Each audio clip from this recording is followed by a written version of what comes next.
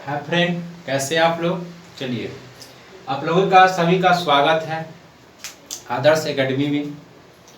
तो आज जो लेकर आए हैं फिजिक्स का टॉपिक, पिछले वीडियो में जो है पेंडुलम से रिलेटेड जो है कुछ पॉइंट बताए थे और लगभग सारे व्यक्ति को जो है याद हो गया होगा। तो आज देखते हैं प्लवन लेकर आए हैं। ठीक है, प्लवन उत्प्लावन बल होता क्या है। ठीक है, तो देखिए, मान लीजिए कि यह एक नदी है या कुछ भी, इसमें कोई वस्तु रखा गया है। तो वस्तु नीचे की ओर जो बल लगाती है, मान लें कि W1 बल लगता है और वस्तु ऊपर की ओर जो बल लगा रहा है वह W2 है। ठीक है, तो इस वस्तु पर ऊपर की ओर जो पानी के द्वारा बल लगाया जा रहा है, इसी को कहते हैं उत्प्लावन बल। क्या कहते हैं? उत्प्लावन बल कहते हैं। ठीक है, तो उत्प्लावन बल क्या किसे कहते हैं? तो नोट कीजिएगा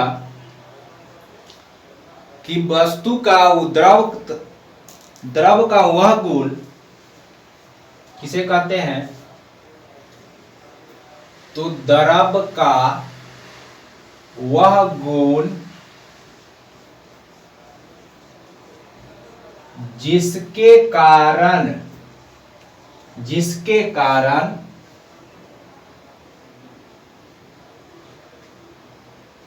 द्रव का वह गुण जिसके कारण वस्तुओं पर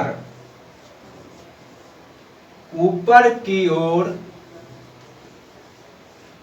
बल लगाता है,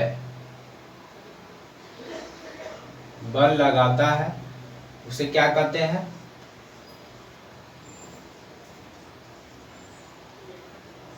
उसे उत्प्लावक बल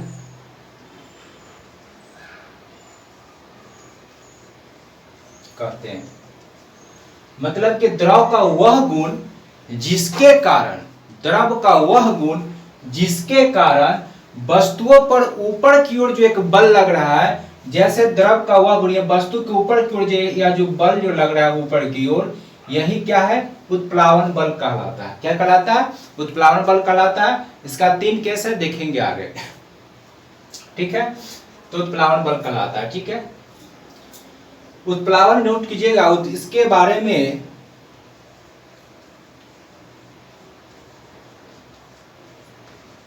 मतलब उत्प्लावक बल के बारे में आर्किमिडीज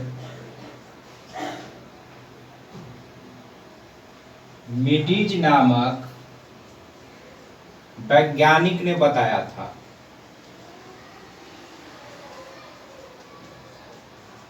बताया या खोज की,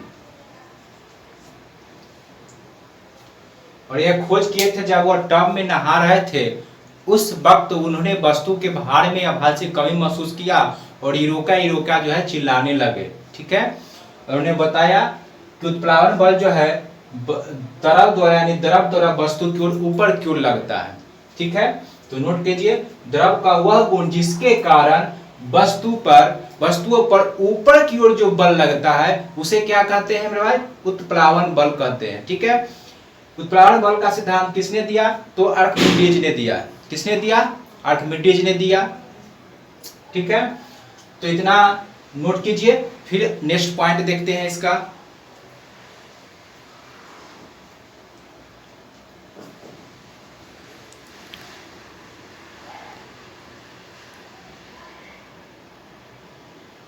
चलिए, तो अब देखते हैं कि प्लवन के लिए नियम। कोई भी वस्तु जब तैरेगा उसके लिए प्लवन करने के लिए क्या नियम होना चाहिए। ठीक है, तो इसका देखिए, प्लवन के लिए जो है 2 नियम है। कितने नियम है? तो प्लवन के लिए 2 नियम कहिए या शर्त कहिए। पहला में, अगर कोई वस्तु प्लवन करेगा, इसके लिए 2 नियम है। पहला नियम है कहता है कि वस्तु का जो वजन होगा, वस्तु का वजन और वस्तु द्वारा विस्थापित द्रव का वजन बराबर होना चाहिए। क्या होना चाहिए? बराबर होना चाहिए, तभी वह वस्तु क्या कर सकता है? प्लावन कर सकता है। दूसरा कि वस्तु का जो गुरुत्व केंद्र होगा, वस्तु का गुरुत्व केंद्र एवं वस्तु द्वारा विस्थापित द्रव का जो गुरुत्व केंद्र होगा, दोनों एक ही उर्ध्वाधर रेखा में होना चाहिए, तभी वस्तु क्या करेगा? उत्प्लावन करेगा। तो नोट कीजिएगा, पहला क्या कहता है? पहला कहता है कि वस्तु का वजन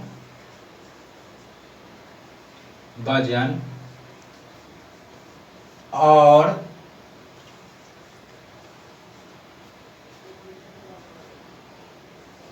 वस्तु द्वारा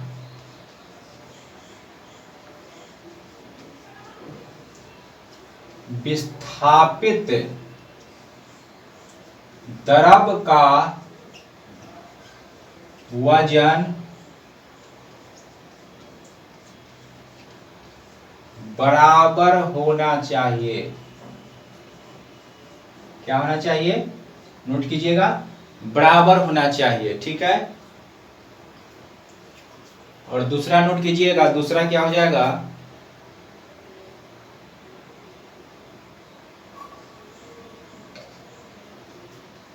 ठीक है, दूसरा नोट कीजिएगा, दूसरा पॉइंट हो जाएगा वस्तु द्वारा वस्तु का गुरुत्व केंद्र, वस्तु का गुरुत्व केंद्र एवं वस्तु द्वारा विस्थापित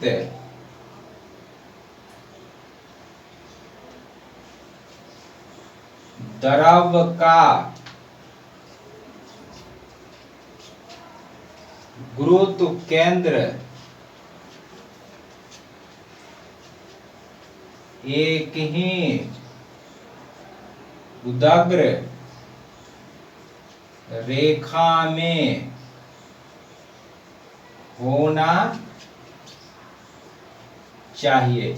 यह दो कंडीशन है, वस्तु क्या करेगा? प्लावन करेगा। तो इसको फटाफट नोट कर लीजिए। देखते हैं नेक्स्ट पॉइंट।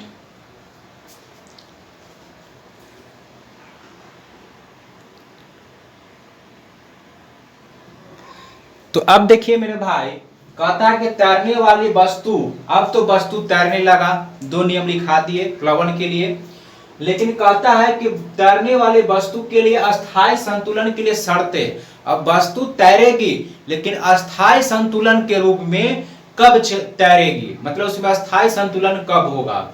तो इसके लिए भी दो पॉइंट है। पहला पॉइंट क्या होगा? पहला पॉइंट होगा कि वस्तु का मित्र केंद्र गुरुत्व केंद्र से ऊपर होना चाहिए।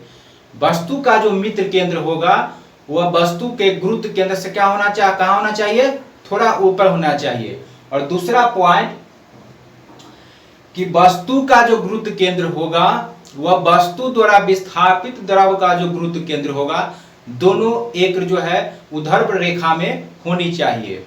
तो दोनों पॉइंट नोट कर लीजिए। पहला पॉइंट कहता है कि वस्तु का मित्र केंद्र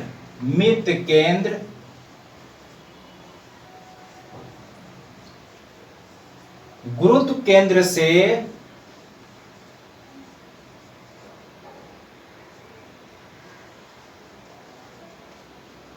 थोड़ा ऊपर होना चाहिए। ठीक है, दूसरा पॉइंट लिखिए, वस्तु का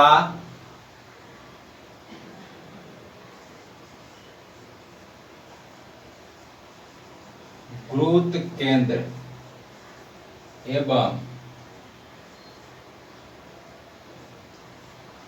वस्तु द्वारा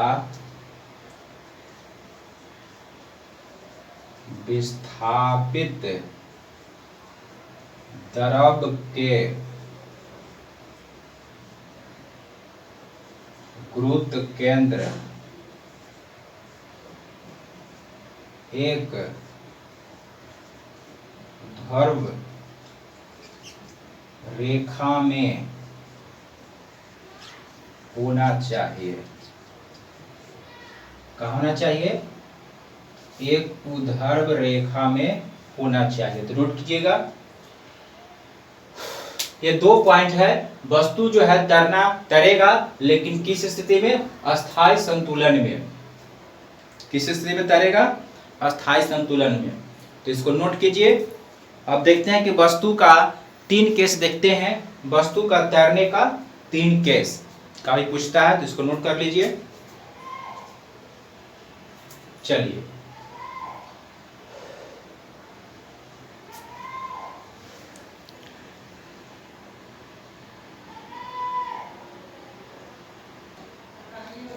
तीन केस आपके सामने है। वस्तु का डूबना या तैरना। वस्तु कब डूब जाएगा, वस्तु कब तैरेगा, और वस्तु कब जो है डूब के तैरेगा। 3 केस आपके सामने है।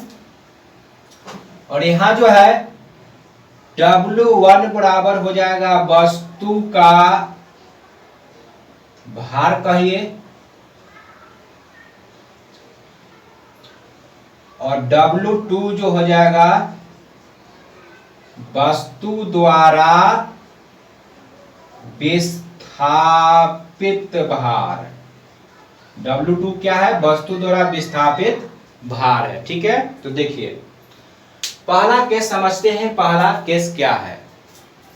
देखिए, कहता है पहला केस में कि अगर कोई वस्तु पानी में है, छोड़ते हैं, अगर वस्तु का भार W1 किसका भार है? वस्तु का भार नीचे की ओर लगेगा। ठीक है मेरे भाई। और वस्तु द्वारा जो द्रव द्वारा जो है उत्प्लावन बल कहां लगेगा? ऊपर लगेगा। W2 क्या है? उस्ताप क्या हो गया? प्लावन बल हो गया, उत्प्लावन बल। तो मेरे भाई अगर यहां पर W1 यानी वस्तु का भार, अगर W2 मतलब कि उत्प्लावन बल से अधिक होगा, प्लावन बल से क्या होगा मेरे भाई? अधिक होगा, तो वस्तु क्या होगा? डूब जाएगा। तो इस केस में जो है वस्तु क्या हो गया है? देखिए डूब गया। क्या होगा? डूब जाएगा। और वस्तु कहां है? डूबा हुआ, एकदम पिंडी में बैठा हुआ है। तो कहता है कि वस्तु द्वारा विस्थापित द्रव का भार अगर वस्तु के भार से क्या है? कम है। तो कम है तो क्या होगा? वस्तु डूब जाएगा, यानी पिंडी में बैठ जाएगा। ठीक है, यह केस फर्स्ट था। केस दूसरा में केस में देखते हैं।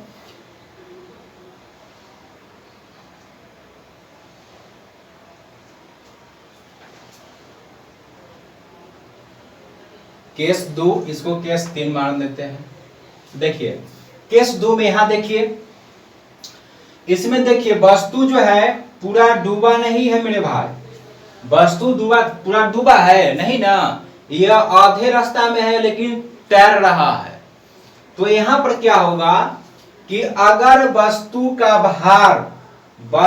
भार बोले तो W1 और वस्तु द्वारा विस्थापित द्रव का भार, अगर W1 और W2 दोनों इक्वल है, मतलब दोनों बराबर है। कहने का मतलब मेरे भाई कि वस्तु द्वारा विस्थापित द्रव का भार और वस्तु का भार दोनों अगर बराबर होगा तो क्या होगा?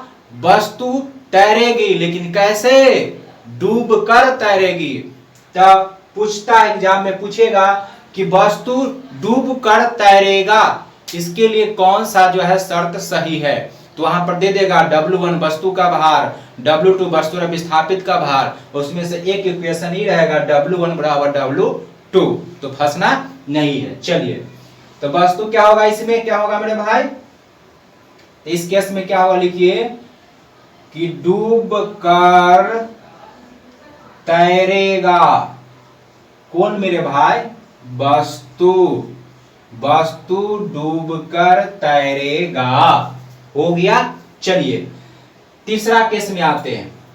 इसमें देखिए वस्तु सतह पर तैर रहा है। कहां? सतह पर तैर रहा है। तो देखिए अगर वस्तु का वजन या वस्तु का भार वस्तु द्वारा जो विस्थापित भार है उसका मान अगर अधिक हो जाए तो वस्तु तैरेगा। कहां? एकदम पानी के सतह पर, ऊपर पर। देखिए एकदम पानी की सतह पर ऊपर तैर रहा है ना, ऊपर। तो इसमें क्या है, तो यहां जो है क्या हो जाएगा मेरे भाई, W2 बड़ा हो जाएगा W1 से। यानी वस्तु का जो भार है उससे वस्तु द्वारा विस्थापित भार क्या हो गया, अधिक हो गया। तो वस्तु फुर्सीवर कहां चला जाएगा, सतह पर, और यह सतह पर तैरेगा। और कोई भी वस्तु जब तैरता है तो घनत्व पर निर्भर करता है। तो नोट कर लीजिए, तीनों केस को अच्छे से नोट कर लीजिए। तो इस केस में क्या होगा, इसमें नोट कर लीजिए क्या होगा, तो वस्तु सतह पर तैरेगा। कहां तैरेगा मेरे भाई, वस्तु सतह पर तैरेगा। तीन केस, तीनों के केस जो है बहुत ही इंपॉर्टेंट है। तो फटाफट इसको नोट कर लीजिए और देखते हैं थोड़ा सा और नेक्स्ट पॉइंट।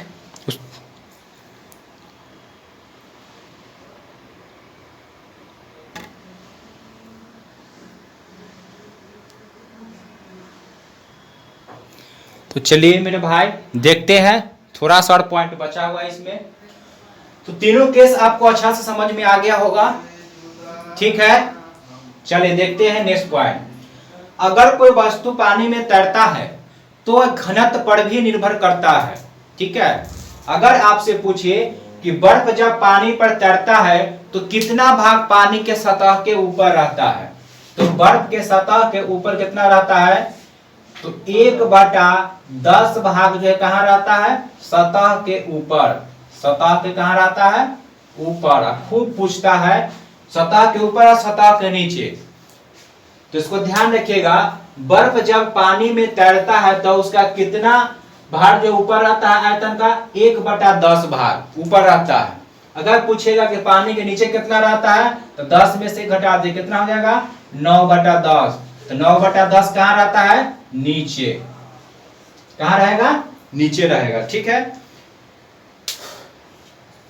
और नदी की अपेक्षा समुद्र में तैरना आसान होता है, इसलिए कि नदी के पानी का घनत्व जो होता है के अपेक्षा समुद्र का पानी का घनत्व जो होता है अधिक होता है। इसलिए पूछता है कि जब एक जहाज नदी से समुद्र में जाएगा, एक जहाज नदी से, मान लीजिए कि यह जहाज क्या है, नदी है, और यह क्या है, मान लीजिए कि यह समुद्र है। तो नदी से जब समुद्र में एक जहाज जाएगा मेरे भाई, मान लीजिए कि यह जहाज है, समुद्र में गया, तो इसका पानी का घनत्व तो क्या होगा, अधिक होगा। तो जब यह तैरेगा कब, जब पानी विस्थापित करेगा तभी ना। तो यहाँ पर जो है ना, जब घनत्व अधिक है तो थोड़ा सा ही पानी विस्थापित करेगा, तो वस्तु का जो भार है उससे क्या होगा, वस्तु द्वारा विस्थापित द्रव का भार जो क्या होगा, अधिक हो जाएगा। और जहाज हमेशा सतह पर तैरता है तो थोड़ा सा क्या होगा, यह थोड़ा सा ऊपर उठ जाएगा। इसी कारण थोड़ा सा क्या होता है, ऊपर उठ जाता है, ठीक है। तो यह था, इससे रिलेटेड क्वेश्चन प्लावन से संबंधित था। बहुत बार परीक्षा में ऐसे जो है पूछा भी गया है, और खासकर तीनों केस जो है पूछा गया है। जैसे क्वेश्चन पूछेगा, उस तीनों समीकरण में तीनों जो इक्वेशन था वो तीनों जो है थॉट आपको सामने रख देगा। कहेगा कि वस्तु जो है सतह के ऊपर कब तैरता है। तो देखिए कैसे क्वेश्चन पूछेगा कि वस्तु सतह के ऊपर कब तैरता है। आपको ऑप्शन देगा W1 बड़ा होगा W2 से, दूसरा ऑप्शन देगा कि W2 बड़ा होगा बराबर होगा, और तीसरा ऑप्शन देगा क्या कि W2 बड़ा है W1 से। तो क्या होगा, तो अभी बताए थे कि W2 वस्तु का भार है, वस्तु द्वारा विस्थापित द्रव का भार वस्तु का भार से क्या है, अधिक है, तो वस्तु कहां दौड़ेगा, सतह के ऊपर, यानी आपका इक्वेशन कौन हो जाएगा, यह हो जाएगा, और तीनों इक्वेशन का बीच का जो है दे देगा। ठीक है, तो आपको अच्छे से समझ में आ गया होगा। कैसा लगा वीडियो कमेंट में जरूर बताइएगा, और मिलते हैं कल सैटरडे को मोस्ट इंपोर्टेंट करंट अफेयर के धुआंधार डिस्कशन के साथ। धन्यवाद।